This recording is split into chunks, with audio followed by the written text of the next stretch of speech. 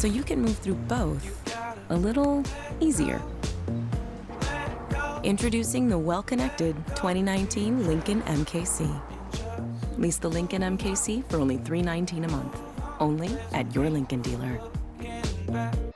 Right now at 11, confronting a rise in violent crime. We need help, please. With an increase in murders in D.C., the focus shifts to gun trafficking, including from across the river in Virginia. I know that if we can stamp out firearms trafficking, we're going to save lives. And after a hit and run and too many close calls, frustration and fear over this Arlington crosswalk. Residents say they're deeply worried because a stoplight is supposed to go at this crosswalk, but it's being delayed until part of a construction project is complete.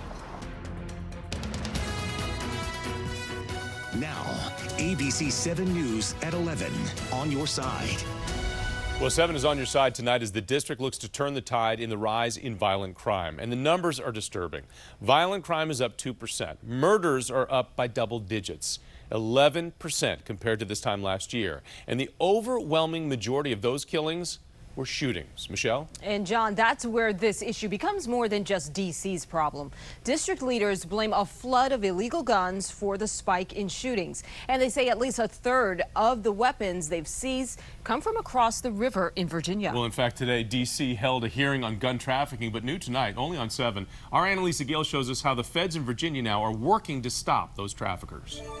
Jonathan and Michelle, Delonte Colson, who you see here, was only 25 years old when he was gunned down near his home in Southeast Washington.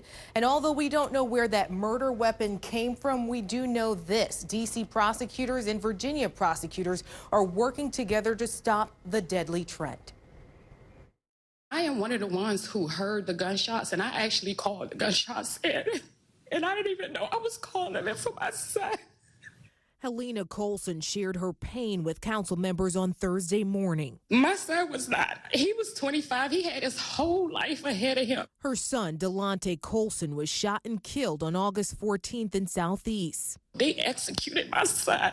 I feel so much pain, and I came here to plead with you guys today. Please, we need your help. She's begging city officials to figure out a plan to keep streets safe from gun violence. We have an issue.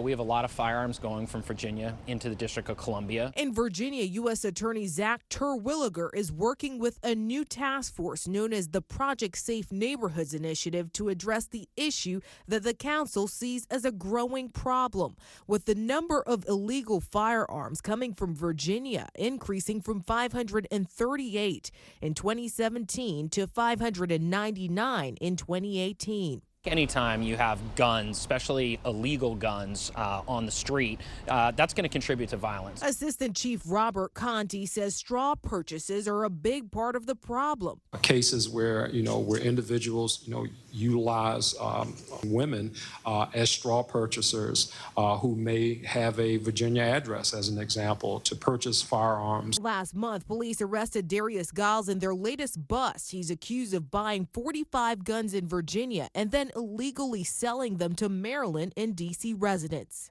What I would say to the residents of D.C. is, look, we all have to take ownership of this problem. It starts in our neighborhoods. It starts with citizens doing the right thing and holding, family members accountable. Guns are an instrumentality that can result in death, but someone's got to pull the trigger. So we've got to look at that as well. And today, D.C. officials expressed that they believe that part of the reasons that we're seeing the guns coming from Virginia to D.C. is because of the ways that the laws are structured. They're hoping that legislation will be changed soon to change all of that. At the live desk, Annalisa Gale, ABC 7 News. Annalisa, thank you. And the D.C. Police Department tells 7 on your side that it recovered more than 1,000 guns through the end of July. And look at the data. In just the last 4 years leading up to 2019, almost 2,000 guns were seized a year. By the end of December, police believe they'll have removed close to 10,000 firearms from the street since 2015. And Maryland isn't immune. Just this summer, thieves rammed an SUV into United Gun Shop in Rockville looking to steal weapons there. That break-in led to one of the suspects being shot and killed by an officer. The store has been robbed 4 times in the past 2 years. For the very latest on the gun trafficking